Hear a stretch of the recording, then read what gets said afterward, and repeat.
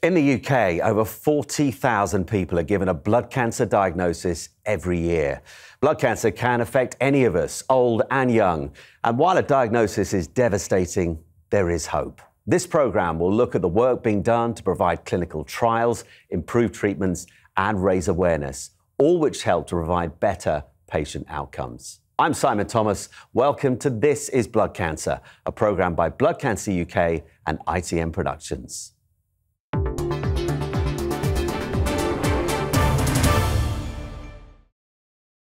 Blood Cancer UK have been fundraising since 1960 and to date have invested over £500 million in research.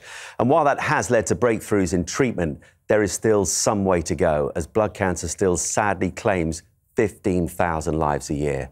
I'm joined now by Blood Cancer UK CEO Gemma Peters. Gemma, welcome. Firstly, let's go right back to basics. What exactly is blood cancer? Blood cancer is lots of different types of cancers.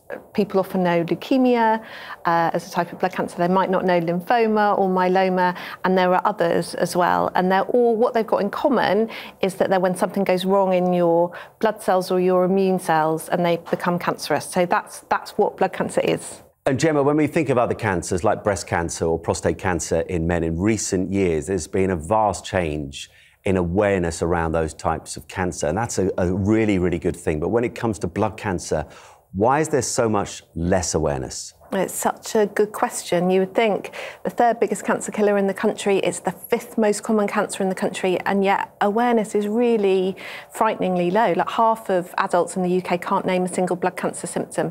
And the reasons for it, I think, are complicated. I think some of it is to do with the fact it's not like a lump that you can cut out, which I think is what we associate with other types of cancer. It's a little bit more complicated than that. And I think the symptoms, there's more complexity in the symptoms. So it's a set of symptoms which would tell someone that they have blood cancer as opposed to a single lump that they could go and get checked out. Gemma, why does blood cancer typically take longer to diagnose than other types of cancer? And what are the implications of that? Yes, it takes a lot longer, and that's a massive issue for us as an organisation. So it takes a quarter of people going to see their GP 3 to 5 times before they get a diagnosis. And if you imagine, there are gaps between each of those visits. So that adds in a lot of time before people can start treatment. And what that means is when they get to treatment, there can be fewer options for them, and that ultimately affects survival. So we're really focused on trying to get people diagnosed early, because that, at the end of the day, will save lives. And the reasons for it are complicated. I think it's a bit about public awareness. So I think when people see symptoms like weight loss or unexplained bruising, or they get night sweats, they don't necessarily think that could be blood cancer, and so they don't necessarily go to the GP and say that, or they don't connect the dots between a few different symptoms. And then when someone arrives at the GP and presents with symptoms, because blood cancer can affect people of any age, then the person sitting in front of the GP doesn't necessarily look like the sort of person that would have cancer. And so I think that can slow down the process. And we've really got to sort that out if we're going to save more lives. And quite a number of people believe that blood cancer is genetic, but it isn't. So what makes people more susceptible than others? Yes, you're right. So for almost everybody, it is something that is caused by mutations or abnormalities that are happening in people's DNA as they live and then they go through life. And there's nothing in your lifestyle that you could do about it, and it's not something that you're going to pass on. So that's really important that people understand that. And Gemma, a huge part of Blood Cancer UK is the fundraising for research. In terms of success stories, what have been the biggest? And what are you most excited about future-wise?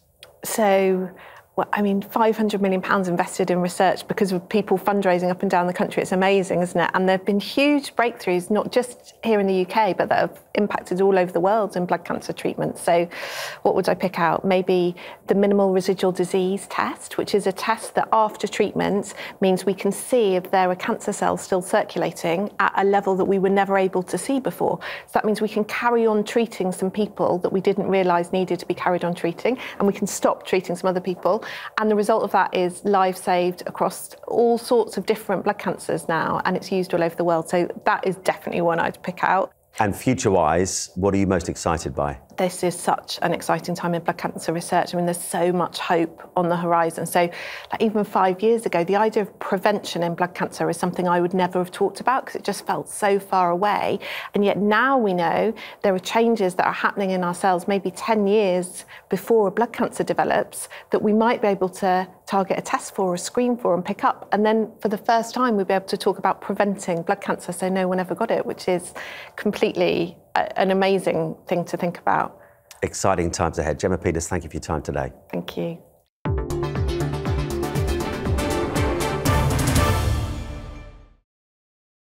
Clinical trials are an important way of developing or improving treatments for blood cancer. But finding and enrolling on a trial is complex and can be overwhelming. In this special report for Blood Cancer UK, we find out about the unique support service they provide to help navigate patients and their families through the entire process.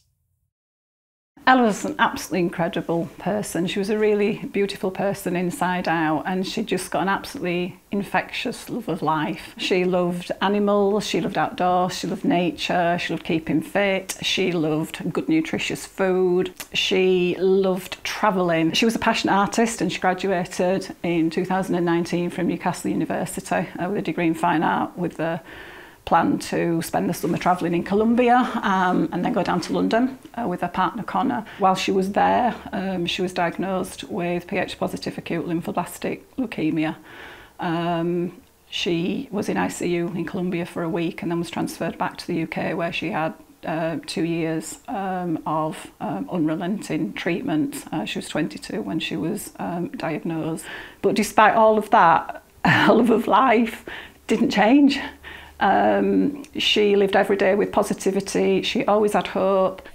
After 70 rounds of chemotherapy and a range of standard and experimental treatments failed, Ella was given weeks, maybe months to live. Kevin and I, and Tasha and Connor couldn't and wouldn't accept the news. As a parent, when you're given that news, it's not something you can accept, you can believe, but we were determined to find something somewhere in the world that could at least give us hope. Ella's parents and sister Tasha set about the complicated process of looking for a clinical trial for Ella to join. Finding a clinical trial can be a confusing minefield, and most people don't realise that you do have the right to ask what clinical research is suitable for you. And yet, less than 30% of cancer patients say that they had clinical trials discussed with them. That's why Blood Cancer UK have set up a service to help people navigate the process of finding and going through a trial. They called it the Clinical Trial Support Service, and it's the first of its kind in the UK. There are a lot of things to think about when joining a clinical trial, and there are a lot of challenges. This is why we work with that patient to figure out what would be best for them and figure out what the benefits are versus the current treatment that they're on. In 2011, Sarah was diagnosed with chronic lymphocytic leukemia. Several years later, she started a clinical trial, and the results were swift. Before I started treatment, I had visibly enlarged glands in my neck, and within 4 days, the lumps were visibly reduced. It was kind of amazing to observe. And what would you say to anyone who's thinking about doing a trial? A clinical trial is very much worth exploring as an alternative to traditional treatment, especially with help and support of Blood Cancer UK Clinical Trial Support Service, and in consultation, obviously, with your oncologist. And I was lucky because it immediately worked for me and the benefits were enormous. And of course, it doesn't work for everyone, but it is definitely worth exploring. For Helen and the team at Blood Cancer UK, clinical research is the only way to break new ground in improving therapies for people with cancer. Clinical trials look at treatments that are brand new treatments. They look at treatments that we've already got in existence, and we need to make those treatments better for patients because some of them are still not good enough. And the other reason why clinical trials are so important is we also get to look at how we can actually stop blood cancers in the first place. So unless we have people involved in clinical trials, we cannot progress and we cannot find kinder, better treatments than what we currently have. Eventually, after a complex process of trawling the world for trials, the Dawson family did find one in the US, and they approached Helen for support. She really helped us navigate the whole world of clinical trials, which without that, we probably wouldn't have got off stage one, because it was completely a new area for us. Yes, that's something we can help you with. Helen was on the phone constantly to me. If I wanted anything, she would be there. She also understood the human decisions, the agonising human decisions we were having to make, to talk through those about, was this the right thing to do for Ella? And she was a great sounding board on actually understanding those human issues. The day came for the family to board the flight to America. But as they were leaving, they got the shattering news that Ella's cancer had got worse, and she was no longer able to join the trial. And that was really cruel and really, really hard. And we knew at that point what that meant. That was the last hope gone. And unpacking Ella's suitcase was just so hard. Just a few weeks before she left us, we were sat as a family painting tiles, and we were all painting flowers and mountain scenes, and Ella painted a tile that said "Forever Grateful." And that's Ella. That's our beautiful Ella.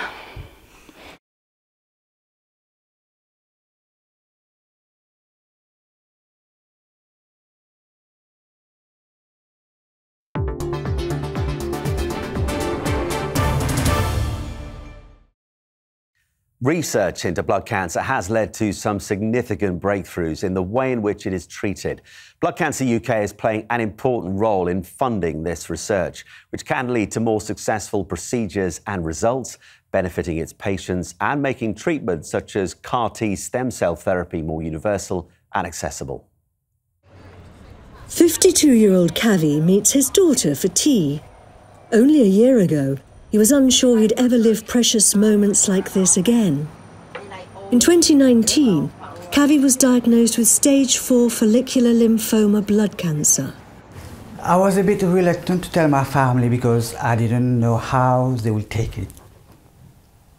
Because I know my family. It took me 2 weeks just to take it from me to tell them. After 6 rounds of chemotherapy, Cavi's cancer came back. It was disappointing, but this didn't let me down. I said, don't give up now, because if I give up, what will gonna happen to me? If I'm not here, who's gonna look after my family? Cavi was invited to join a clinical trial and offered a new type of cancer treatment known as Cardi Therapy. Blood Cancer UK were involved in early research to find this new treatment, which is now being used for some blood cancers. It was hard to make this decision. All my family was telling me, don't go for it, because they don't know the outcome yet. But me, I said, no, I'm gonna take the chance, I'm gonna do it. Cardi Therapy works by removing some T cells from the blood, cells which help to fight infection and disease. In the lab, experts genetically modify the T cells to make them better at finding and killing cancer cells. Then they put them back into the patient's blood to fight the cancer. The treatment started as a last-ditch hope for children with leukemia. It's now available for other types of blood cancer too, and it's also being trialled for solid tumours like lung cancers. Even better, scientists are taking this research a step further. For patients who can't supply their own blood cells, there are clinical trials to use blood donors for the genome editing. Think of it as small, tiny little molecular scissors that can snip genes in a very precise way, and we use that to do 2 things. Firstly, we use it to disarm the cells so they're not going to cause side effects. Secondly, the cells will become invisible to some of the chemotherapy drugs we're going to use. And then the final thing we do is we add in the CAR receptor. Remember, CAR stands for chimeric antigen receptor, and that's the targeting device in the cells that allows them to pick out leukemia when they're back in the body. 2 weeks before his CAR-T treatment was supposed to finish, Cav was given some news. I was on remission, cancer-free. Unbelievable. Unbelievable. It's like a miracle. I got 3 kids, 2 daughters and a son, and they are lovely, marvelous. They thought that I was joking with them. It's these kinds of breakthroughs that drive the teams at Blood Cancer UK to continue investing in cancer research. Blood Cancer UK has been around since 1960. It was started by a family who lost their daughter to leukemia. Since then, they have funded over £500 million worth of research, which has revolutionised the way we treat blood cancer today. If you imagine cancer research as a comet flying through the sky, then the very bright front end of that comet is blood cancer research. Blood Cancer UK's support in funding the research of scientists like Professor Chris Bunce has not only helped improve our understanding of blood cancer, but also the development of tests and treatments such as chemotherapy that can help people with other types of cancer too. One of the fundamental reasons is that we can get at blood quite readily, so I could persuade you, I'm sure, to give me some blood for my experiments. I might even, if I spent a bit longer, persuade you to give me some bone marrow for my experiments. If I was to ask you for a slice of your brain or a bit of your pancreas, you might not be so willing to give it to me. So the very fact that the tissue is accessible allows us to do more experiments, more research, and the research that's been funded by Blood Cancer UK has been instrumental in this, and so we can get a much deeper understanding of blood cancers than we can many others. So it's a rich hunting ground for new therapies for cancer in general. Many of those new therapies increasingly involve tailoring the treatment to the individual person. So the exciting thing now, I think, is that via the research that Blood Cancer UK funds, we can really understand the nuts and bolts of a person's individual cancer. And that allows us, if you like, to get the right spanner off the shelf to personalise medicine, so everybody gets the best medicine for themselves. Blood Cancer UK is doing lots of research. We have to have more people get involved in Blood Cancer UK, just to help each other in this long journey. Every day is a new day for me, and without the CAR T cell, I wouldn't have been like I am today. Kavi feels like he's been given a second chance at life, and for that, he and his family are forever grateful.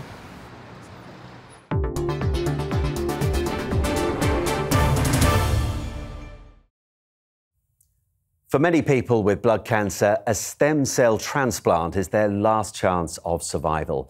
Anthony Nolan is a charity that matches selfless stem cell donors with people in need of life-saving treatments, while also supporting them medically, emotionally and financially at every stage of the transplant process and beyond.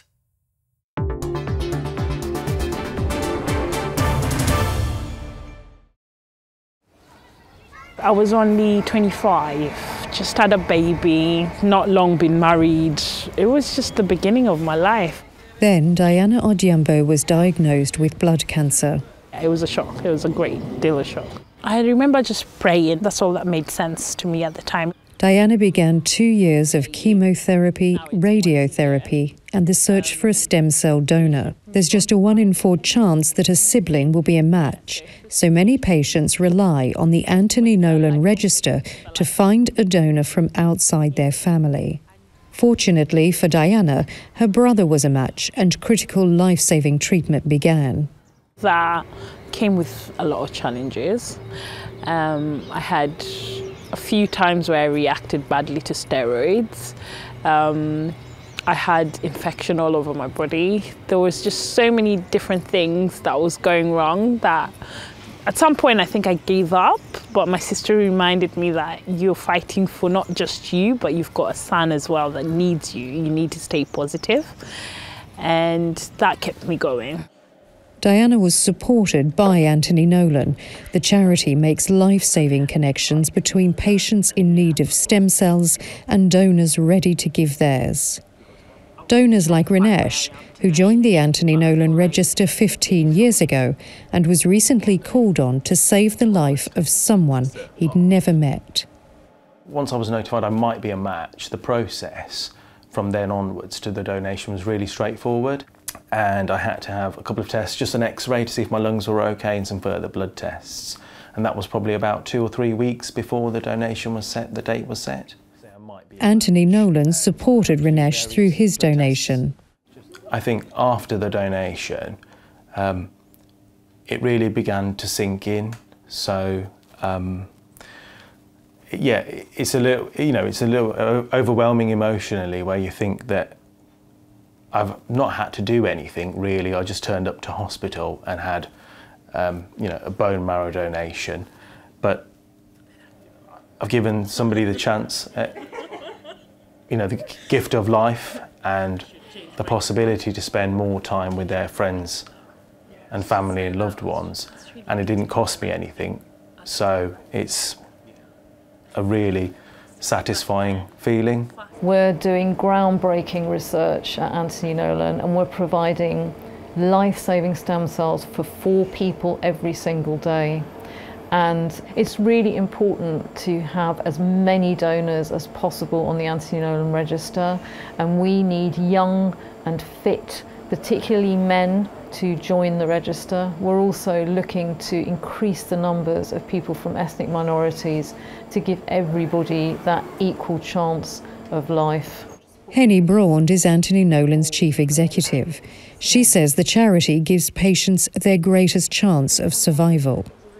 For patients like Diana, the support that Anthony Nolan is able to provide, whether it's the clinical nurse specialist within the hospital or psychological support, we also provide helplines and peer support and financial support if people need it. And then we also undertake research to ensure that all transplants are successful, that we improve survival rates, and that patients can live and thrive and really have a whole full life to look forward to.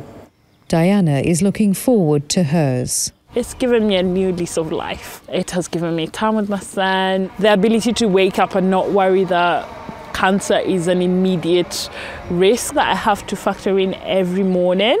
It's just the difference to me being able to try and live a normal life again.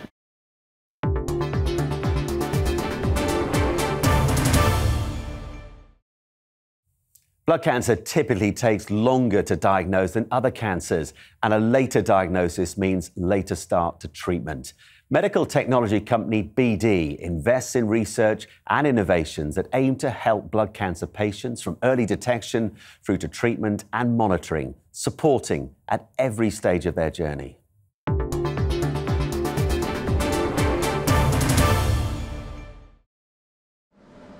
The appliance of science. At this hub in Berkshire, specialist teams are helping push the boundaries of our knowledge and understanding of blood cancer. Someone in the UK is diagnosed with blood cancer every 13 minutes. That's 110 people per day, 40,000 people every year. And 250,000 people are living with blood cancer, which is caused by blood cells behaving abnormally.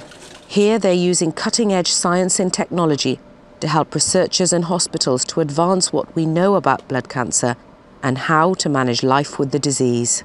If you think about the survivability rate for blood cancer, it's actually increasing higher than any of the other most common cancers out there. People are ultimately living longer lives with blood cancer because of these amazing breakthroughs that are occurring, that are ultimately turn into medicines and turn into treatments that are available to you and I. BD says that by understanding blood cancer from diagnosis through to how treatments like chemotherapy are delivered and monitoring for how well the treatment is working, patients' lives can be improved. These high-tech machines are the latest diagnostic tools. Blood samples are put in here. The machine analyses them, and the data it generates can be used by clinicians to help determine the types of blood cancers patients have. For patients, diagnosis marks the beginning of a journey that could last for many years, depending on the type of blood cancer they have. Clinicians helping patients on the journey in the NHS are looking for technological innovations that will, among other things, speed up lab processes, increase the accuracy of test results, and reduce the time they have to wait to get data about patients' blood cancer. Faster, more accurate, automated machines in the lab enable both clinicians and patients to make the most informed decisions about their care, quicker than if they used manual processes. Through helping hospitals to improve laboratory efficiency, BD could help the NHS tackle the cancer backlog that we're currently experiencing. Using automation doesn't just provide standardised data for clinicians. Here, an automatic dispensing machine is making up a patient prescription. Using this machine can cut the time patients spend waiting to receive prescriptions. Patients in a non-automated environment would have to wait a long time because every piece of information has to be handed on. By having a software-enabled or digitalised automated system, that data transfer happens securely. So when the nurse gets the bag with the label on it, with the barcode, and the patient sits there with their barcode, the nurse will match the bag to the patient using that barcode. So it helps patients because they know they're getting the right drug at the right dose at the right time. Helping to reduce errors is one of the driving forces behind many of BD's innovations. Blood cancer is just one example of where we can help health systems. We've talked about the research, diagnosis and treatment. But if you look across all of BD's solutions, I guess 3 areas of focus for us. Patient safety. We can help improve the safety of healthcare workers, avoiding sharps injuries, for example. And both those, patient safety, healthcare worker safety, combined with our automation systems, help improve efficiency. The UK scientific community plays a major role in advancing our knowledge of cancer and its treatments. BD is developing innovative solutions through research from discovery to the translational space. And all of that insight is going to be able to help underpin the next generation of technology, which will ultimately be able to help advance the world of health.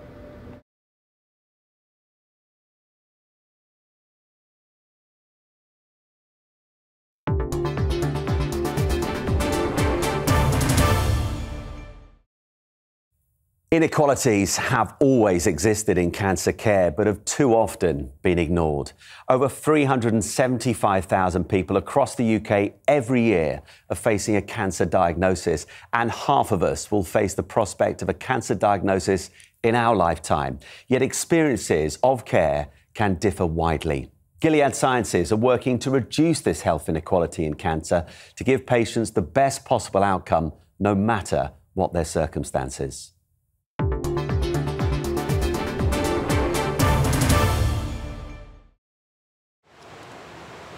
Stuart has blood cancer, chronic myeloid leukemia. It's incurable, but daily medication keeps it under control.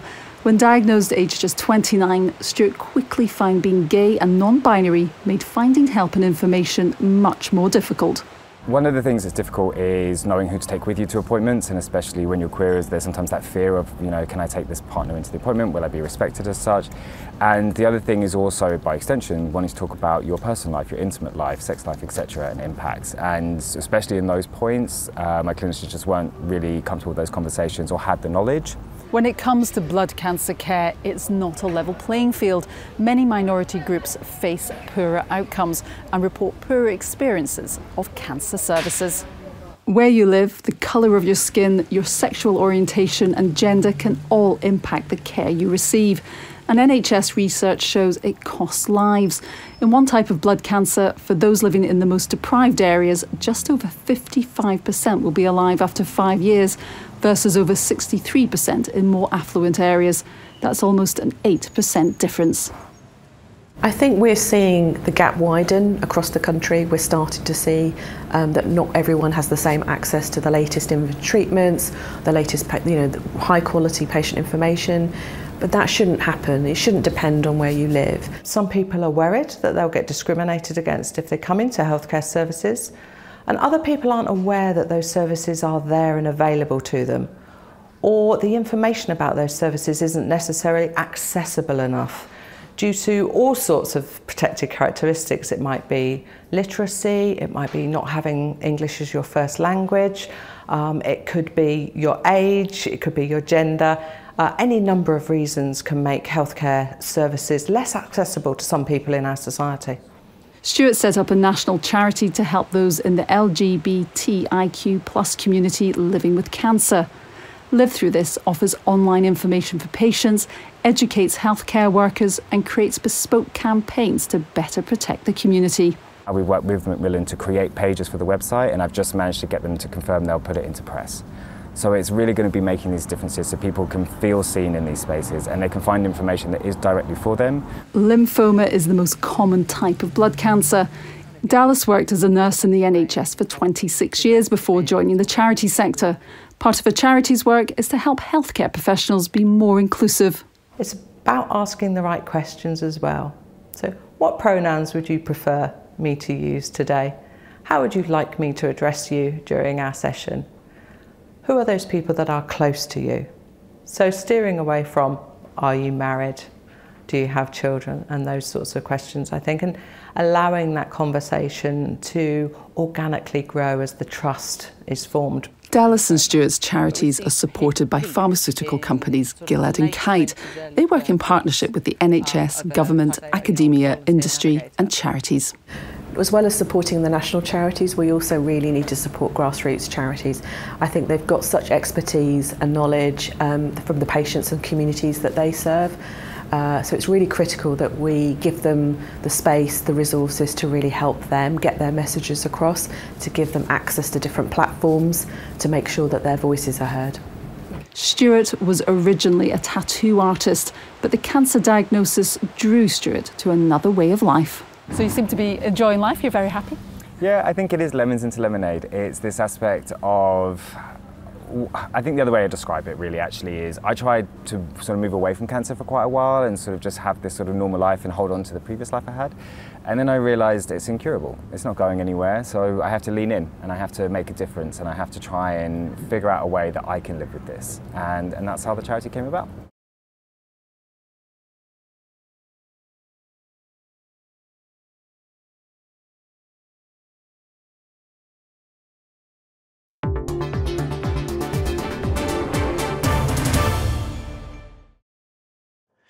Improving outcomes for blood cancer patients requires a specialist, multidisciplinary approach. HCA Healthcare UK's team of hemato-oncology experts provide patient-centred care, from initial diagnosis to treatment and aftercare for all blood cancers at their brand new state-of-the-art facility, HCA UK, at University College Hospital.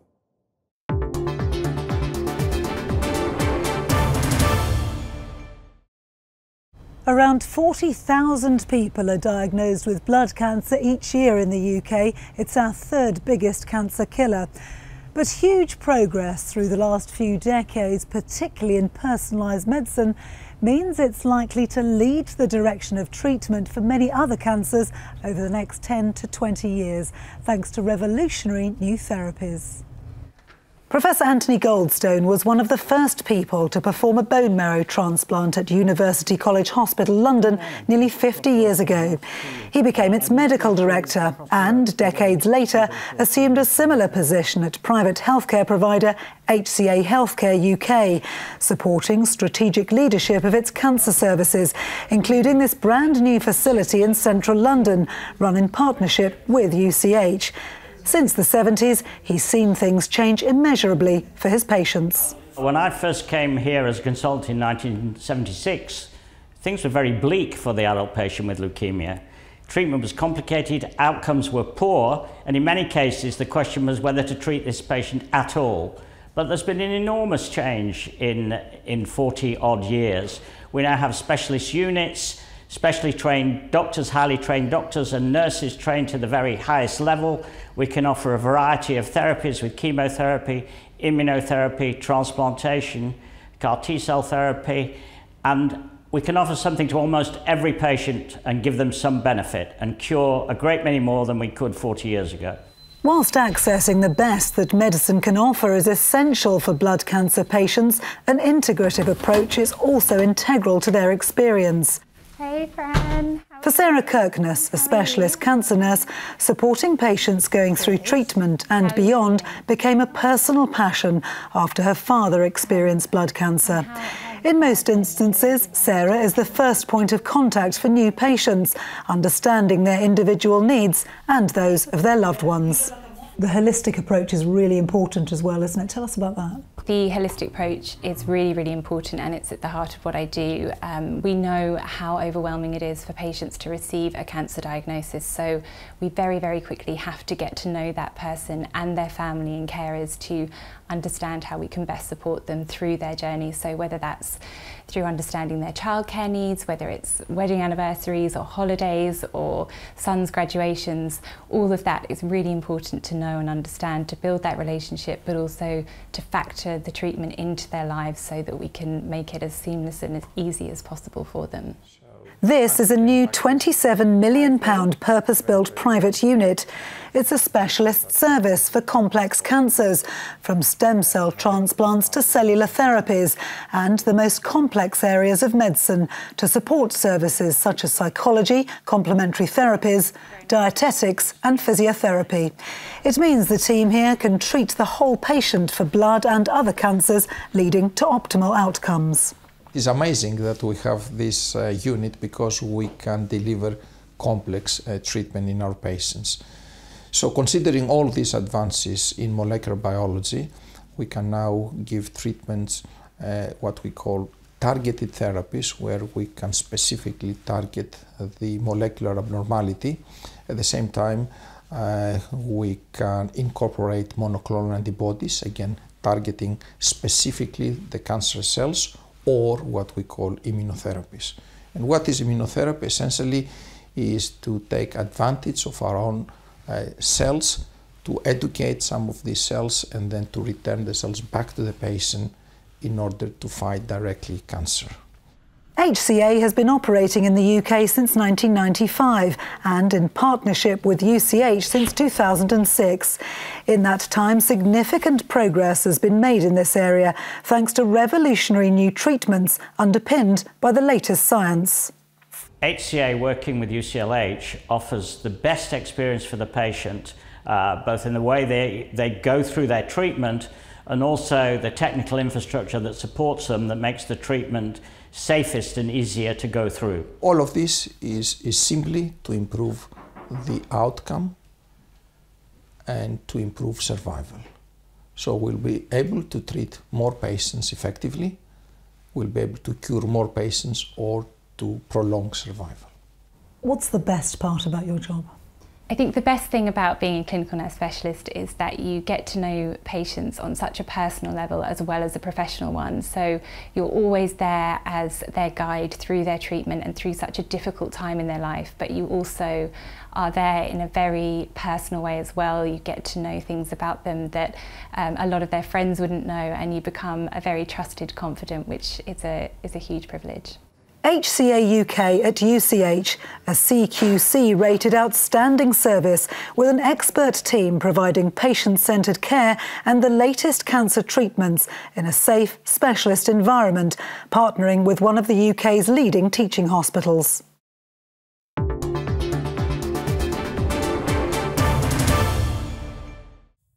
Diagnosing blood cancers from blood samples can be complex and challenging, involving a range of specialist professions and multidisciplinary processes. Sysmex supply automated hematology analyzers that provide rapid testing and fast results, adding a level of simplicity in a very busy and fast-moving laboratory environment.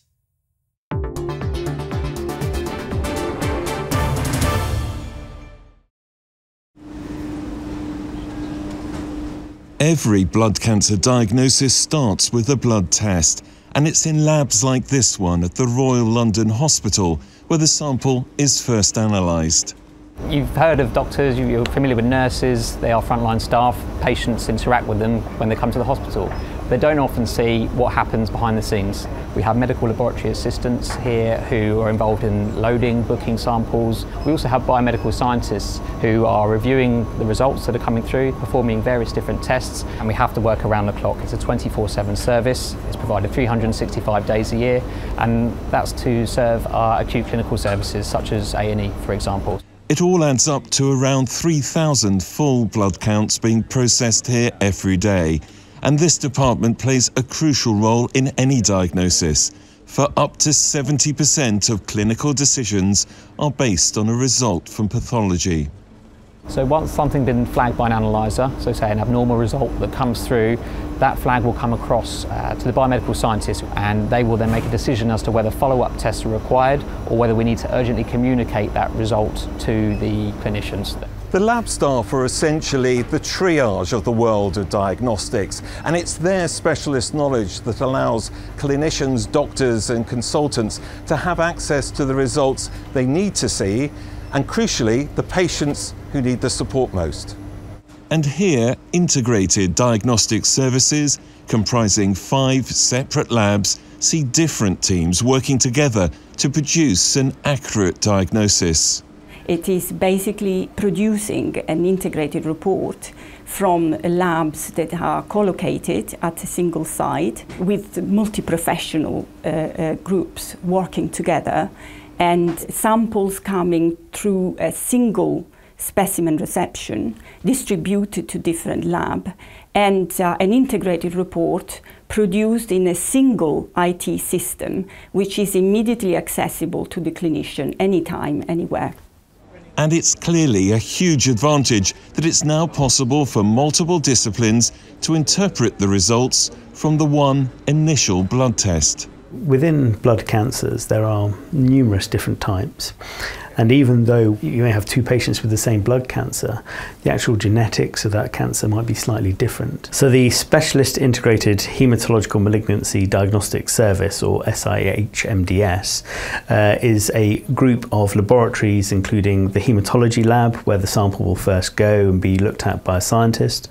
Then it will include the specialist labs such as immunophenotyping or flow cytometry, the cytogenetics lab, where they can look at the chromosomal analysis and fusions of the proteins in the cell, and we've got the histology labs as well, so the cellular pathologists, and we all work together to produce this integrated approach to diagnostics. So it's very important that flow cytometry will tell you what that cancer is, then that you have the genetics team that will support that diagnosis, but may also tell you about the prognosis of that patient, but also will indicate maybe what therapy is best for that patient. A blood cancer diagnosis is complex, and in some cases up to 15% of blood cancers can be misdiagnosed if the diagnosis is not made in a specialist unit. Technology is supporting the different teams here to make the right decisions at the right time to ensure patients get the best treatment.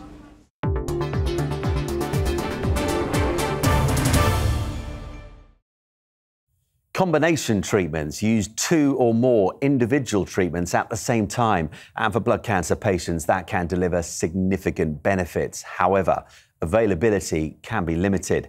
Takeda is a pharmaceutical company that is collaborating with the life science community to address the access challenges for these treatments to improve patient outcomes.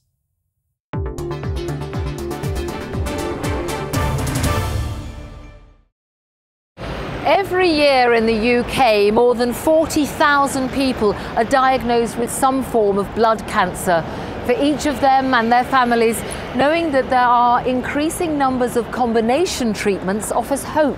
But the frustration is that access can be limited by cost-effectiveness barriers, even when one of the treatments is given away at zero price, an issue needing a multi-stakeholder approach. These barriers include challenges with the existing health economic methods used to assess combination treatments, plus competition law considerations, as the medicines used in combination are often manufactured by different companies, says Takeda's Helen Taylor. We have strict competition laws, which means that we can't collaborate as manufacturers and talk about price or any of those sensitive pieces of information. And often, because these treatments are clinically beneficial and prolong life, the initial treatment or the treatment that's already standard of care is combined with a new add-on treatment, and actually it prolongs the treatment path, but that means that you go over that willingness to pay threshold. There are a number of different stakeholders looking at different solutions. We're one of those. That's the goal that I see of a patient being able to access the treatment that's right for them at the right time and as quickly as possible. To tackle these issues, Takeda has worked with a multi-stakeholder group to develop 2 white papers, offering a potential solution that can be implemented by the life sciences community. The first white paper is an attribution of value white paper that allows a value to be given to each treatment in the combination. That means that hopefully, as a whole, it becomes more cost effective. The second white paper is a framework essentially to allow compliant discussions between industry, so to stay within competition law and talking about pricing. So what difference would it make to patients if the... In many cases, it could be the difference between life or death, and I know that sounds quite dramatic, but a lot of blood cancers are very aggressive. They evolve very quickly over time, so you need to get the most effective treatment into patients at diagnosis. And that can be challenging if that combination is not available and not approved for use. Clinicians increasingly want to use these combination treatments, which have been proven in clinical trials, to offer their patients the best possible outcomes. So the need to overcome these access challenges is urgent. There's often the combination treatments, the attack from different modes of action to the tumour that can overcome the resistance and lead to deeper remissions of the tumour. Patients that, for example, have a tumour that is very likely to be resistant to a single drug, we want predominantly to treat with combination therapies, maybe even combinations of 3 or 4 drugs. For example, in patients with what we call high-risk disease, where we need to overcome resistance that can be quite severe. So really finding a way to make these combination therapies accessible so that the patient benefits most is very important moving forward. Takeda hope that their proposed solution and collaboration with the life science community will contribute to finding ways of solving the access challenges for combination treatments, ultimately allowing patients greater access to potentially life-extending and even life-saving treatments.